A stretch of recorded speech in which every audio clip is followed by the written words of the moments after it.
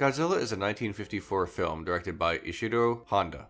Cultural osmosis suggests that even if one has not seen the original Japanese film distributed by Toho, one is still able to explain who or what Godzilla is. He's a giant lizard monster who breathes radiation and terrorizes Japan.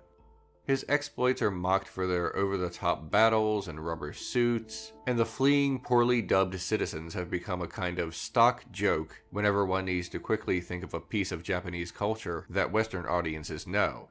He is a cartoon character, and when in live action, the special effects and costumes are practically antediluvian. Godzilla is a well-known name and image, one that can be franchised and rebooted every so often. He is, well, a joke. But he shouldn't be. Godzilla, or Gojira as the Japanese call him, is the titular character in a deathly serious film. Western audiences are probably more familiar with the recent film versions of Godzilla and the American recut of the original film titled Godzilla, King of the Monsters. But the original uncut Japanese version, now readily available due to the Internet and Criterion collection, is no joke. This version may be different from the one you remember, so bear with me. Off the coast of Odo Island, strange reports come in about disappearing boats. An old man claims it must be Godzilla, a local folklore monster. People mock him for his superstitious beliefs, but the myth has a hint of truth. Scientists discover that hydrogen bomb testing may have disturbed Godzilla's natural underwater habitat, thought to be a cave. Godzilla is set loose upon Japan, crushing everything in its wake. Dr. Yamane believes the government should study Godzilla instead of destroying him. Due to the immediate threat, others disagree. Yamane's daughter, Emiko, is invited to the laboratory of Dr. Serizawa. In the lab, she learns that Serizawa is developing a powerful weapon that, in the wrong hands, would be disastrous, but it may be able to defeat Godzilla. After some debate, the weapon is used, and Japan is safe. There is more to the film, a love story, for example, but those are the basics as it pertains to the monster. To understand how this movie came to be, we first need to understand Japan, both during and after World War II. By 1942, many of the world's major powers were trying to develop their own nuclear weapons. Nazi Germany had a nuclear project, the Soviets did too, and the Japanese were no different. Japan did not develop their weapon as quickly as the Americans, and were struck with 2 atomic weapons in August of 1945, prompting their surrender in World War II. In 1967, Japan adopted the 3 non-nuclear principles, ruling out the production, possession, or introduction of nuclear weapons. But between 1945 and 1967, there was concern among the Japanese about what their country would be in the post-war world, not to mention the fact that the Japanese were watching the Cold War unfold, causing some alarm in that their nation, only recently assaulted with nuclear weapons, was witnessing the proliferation of said weapons across the globe. Today, Japan has the capability to create nuclear weapons, but has opted never to do so. And that brings us to Godzilla. Godzilla is the manifestation of Japan's nuclear fears. It's unknown exactly how many died in the bombings of Hiroshima and Nagasaki, but estimates range from 129,000 to 246,000, most of whom were civilians. In 1954, when this was released, the wounds were still fresh. In the film, Godzilla is awakened due to nuclear weapons testing. He rampages across Japan, crushes houses, destroys lives, and blasts civilians with a radioactive breath. Ishiro Honda was actually a Japanese soldier in World War II. He was drafted, served his country, and was a prisoner of war in China. When he returned home, he actually visited the ruins of Nagasaki, and after seeing the devastation, he declared himself a pacifist. He wanted to make a film about the effects of nuclear war right away, but American occupation of his country, and therefore political censorship, made that impossible.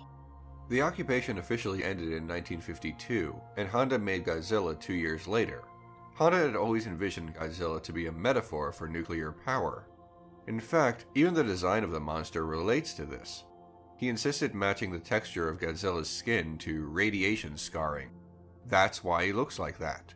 The film is not only about Hiroshima and Nagasaki though, it's about nuclear weapons testing. For example, just months before the release of the film, America tested its first dry fuel hydrogen bomb, codenamed Castle Bravo. and its radiation contamination reached Australia, India, and Japan.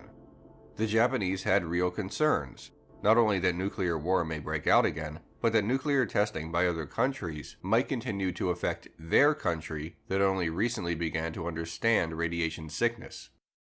水爆の洗礼を受けながらもなおかつ生命を保っているゴジラを何をもって抹殺しようというのですか? In the film, the government debates whether or not Godzilla's existence can be revealed to the Japanese public. One half is against it, and the other says people have a right to know. This may be a reference to American and Russian nuclear testing being top secret during the Cold War, which made sense for their own respective national security reasons, but it also put Japan and other countries at risk of contamination. Early in the film, we see that ships are destroyed by Godzilla, mysteriously disappearing before Japan knew about the monster. This references the fishing boat Daigo Fukuyoru Maru, which was affected by the weapons testing right before Godzilla was scripted. The time between beginning of production to the film's premiere was only a few months, so the film was very current about what was happening. Dr. Yamane represents idealism and pacifism. He is one of the only voices who insists that Godzilla should not be immediately killed because studying him will benefit mankind. If Godzilla can withstand nuclear weapons, then this immunity could be used to protect the world from radiation poisoning. He is largely shouted down, though. Godzilla presents a more immediate threat to Japan, and the military is put in charge. It should be noted that prior to 1952, American occupation of Japan meant that Japanese films could not show the nation's military, so this was something only recently reintroduced to the public.